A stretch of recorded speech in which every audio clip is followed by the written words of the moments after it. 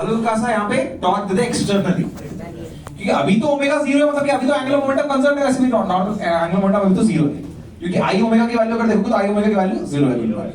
Omega 0 है। अभी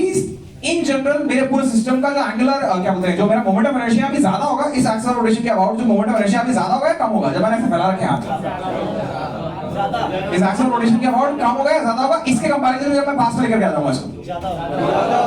अभी ज्यादा है। तो एंगुलर वेलोसिटी अभी मतलब कुल मिलाकर के एंगुलर क्या बोलते हैं मोमेंट ऑफ इनर्शिया अभी क्या है, ज्यादा। अगर इस ज्यादा मोमेंट ऑफ इनर्शिया में मैंने अपने आप को घुमाया, एक बार घुमाया, टॉर्क दिया, तो ओमेगा जो भी आएगी ओमेगा कुछ ना कुछ निकल के आएगी। अब उस पर्टिकुलर ओमेगा से मैं घूम रहा हूं, अब एक्सटर्नली कोई टॉर्क नहीं लग रहा है, अब बेसिकली एक्सटर्नल टॉर्क क्या है, 0। अब घूमते घूमते जब मैं अपने हाथों को पास में लेकर के आऊंगा तो एक्सिस ऑफ रोटेशन से दूरी क्या होगी, कम। और अगर एक्सिस ऑफ रोटेशन से दूरी कम हो रही है तो थ्योरी तो क्या बोलती है, थ्योरी क्या बोलती है, थ्योरी ये बोलती है कि भाई अगर कुल मिलाकर अगर एल कंजर्व रहता है, अगर नेट टॉर्क 0 है और उसमें किसी वजह से अगर मैंने आई को क्या कर दिया, कम कर दिया, तो ओमेगा क्या होनी चाहिए, बढ़नी चाहिए। तो वो चीज प्रैक्टिकली भी दिखनी चाहिए, नहीं तो फिर जो पढ़ रहे हो गलत गलत हमने बोला यहाँ पर क्या कर रहा हूँ मैं इसको एक बार ऐसा एक बार धक्का दो, हल्का सा धक्का दो, एक बार खड़े हो जाओ, एक बार हल्का सा हाथ को पुश कर दो, बस थोड़ा और करो, बस। अगर देखोगे तो हाथ को अगर मैं इसको यहाँ पे क्या करता हूँ, पास में लाता हूँ, क्या बढ़ गया,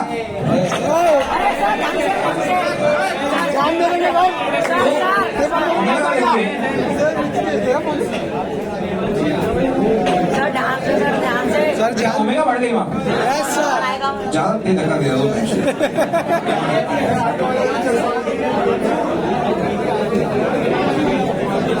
एक्चुअल में क्या जुगाड़ है, प्रॉपर जुगाड़ है। यही चीज अगर चेयर वगैरह के साथ करने की कोशिश करते हो तो चेयर वगैरह के साथ क्या होता है, हो नहीं पाती क्योंकि उसमें फ्रिक्शन बहुत ज्यादा होता है। एक बार वापस से ट्राई करते हैं और थोड़ा धीरे देना, ज्यादा तेज हो गया था, ठीक है, थोड़ा सा और हल्का सा ही दो, ठीक है। अगर देखिए तो हल्का सा दिया आपने, ये ओमेगा करंट ली है, अब क्या कर दिया मैंने, पास में लिया है, क्या ओमेगा बढ़ गई, यस सर। अपन दूर लेके जाऊंगा तो ओमेगा स्लो हो जाएगी, फिर वापस पास में लेके आऊंगा तो बढ़ गई, बढ़ जाएगी, देख रही होगी हल्की सी बढ़ जाती है। कुल मिला के अगर देखें यहाँ पे तो अब इस तरह से बोल सकते हैं यहाँ पे कि ओमेगा इस तरह से वैरी कर रही है। क्यों वैरी कर रही है, क्योंकि मोमेंट ऑफ इनर्शिया क्या कर रहा है, चेंज कर रहा हूं मैं। यही सेम प्रिंसिपल लग रहा होता है उसके ऊपर भी, that is angular momentum conserve रहता है किसी हेलीकॉप्टर का। हेलीकॉप्टर का एग्जांपल दिया था मैंने, याद है वहां पे ड्रोन का भी बताया था उस टाइम पे कि ड्रोन क्या कर रहा होता है, ड्रोन में एक पंखा क्लॉकवाइज से दूसरा एंटी क्लॉकवाइज चल रहा होता है। क्यों, क्योंकि एक बार हवा में उड़ गया तो उसके बाद वहां पर उसके ऊपर नेट एक्सटर्नली कोई टॉर्क लगाने वाला कोई बचता नहीं। तो अगर उसका कोई इंटरनल वहां पर एंगुलर मोमेंटम जनरेट कर रहा होगा तो नेट एंगुलर मोमेंटम कंजर्वेटिव रहना चाहिए। तो भाई अगर तुम वहां पे स्पीड बढ़ा रहे हो पंखे की फॉर एग्जांपल, तो बढ़ा रहे हो तो एंगुलर मोमेंटम बढ़ रहा है, आई ओमेगा की वैल्यू बढ़ रही है, तो उसको काउंटर कौन करेगा, फिर काउंटर करने के लिए दूसरे पंखे की स्पीड भी बढ़नी चाहिए फिर उतनी हिसाब से, ताकि वो एंगुलर मोमेंटम नेट काउंटर हो पाए कुल मिलाकर के। तो नहीं तो एंगुलर मोमेंटम काउंटर ही नहीं हो पाएगा, तो बेसिकली एंगुलर मोमेंटम कंजर्व नहीं रह पाएगा, और कंजर्व नहीं रह पाएगा तो खुद उल्टी अपने एक्सिस के अबाउट घूमना चालू कर देगा। एक और प्रैक्टिकल मैंने सोचा था घर पे करने की कोशिश करी थी, मगर घर पे हो नहीं पाया था। एक और प्रैक्टिकल ये सोचा था मैंने कि वो जो साइकिल का टायर है, रिम होता है, यस सर, साइकिल का टायर, तो अगर मैं रिम को एक्सटर्नली किसी ना किसी तरह से हेलीकॉप्टर वाला सिस्टम बनाने की कोशिश करी थी मैंने, मगर वो प्रैक्टिकली हो नहीं पाया, पॉसिबल दिख नहीं पाया। क्यों, क्योंकि मैंने हेलीकॉप्टर वो पकड़ लिया, उसको रिम को पकड़ लिया घुमा करके, और उसको घुमाना चालू कर दिया, मतलब इंसेंस घुमाना चालू कर दिया, और यहाँ पर पकड़ लिया ऊपर, जैसे बैम्बो कॉप्टर होता है ना, पेट्रोल ऊपर, यहाँ में रिम को पकड़ लिया। अब रिम अगर क्लॉकवाइज घूम रही है और उसकी स्पीड बढ़ रही है धीरे धीरे, तो मैं खुद एंटी क्लॉकवाइज घूमना चाहिए, मगर वो चीज प्रैक्टिकली हो नहीं पाई क्योंकि क्या रिम का वजन बहुत कम था, मैं ज्यादा हूं काफी। तो उसकी वजह से क्या हुआ कि उसका एंगुलर मोमेंटम वजन के हिसाब से अगर देखोगे तो कम निकल के आ रहा था, तो उसका जो काउंटर इफेक्ट आ रहा था वो मेरे ऊपर दिखाई तो दे रहा था, मगर वो इतना हल्का सा ही दिखाई दे रहा था, मतलब हल्का सा में इधर उधर हो जाता था, तो उसका इतना ज्यादा फर्क पड़ेगा नहीं, एक्चुअली इतना ज्यादा फर्क पड़ेगा नहीं, इसलिए मैंने फिर उसको कहा कि उसको उस वाली चीज को ड्रॉप कर देते हैं, उसको नहीं दिखा। एक लास्ट बार और करके देखते हैं, उस चीज को प्रैक्टिकली फील करते हैं, वापस से फिर इसको खत्म करेंगे। पहले एक काम करो, इस बार थोड़ा मैं पास में रखता हूँ, मैंने दूर क्यों रखा था, जानकर दूर रखा था, अगर मैं पास में रखूंगा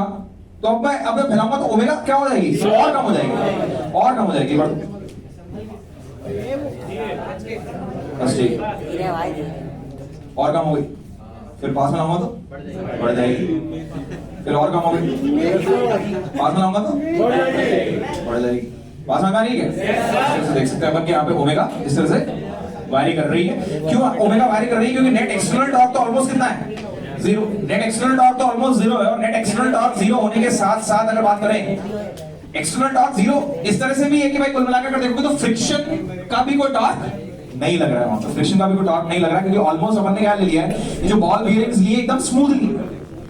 ऑलमोस्ट स्मूथली है, और साथ ही साथ में इसकी ग्रीसिंग भी कल ही करके लाया था, ग्रीसिंग करके लाया था, और ये एक्चुअली में लाते लाते मेरे ऊपर गिर भी गया था एक्चुअली, तो तुम्हारी शर्ट दिख रही होगी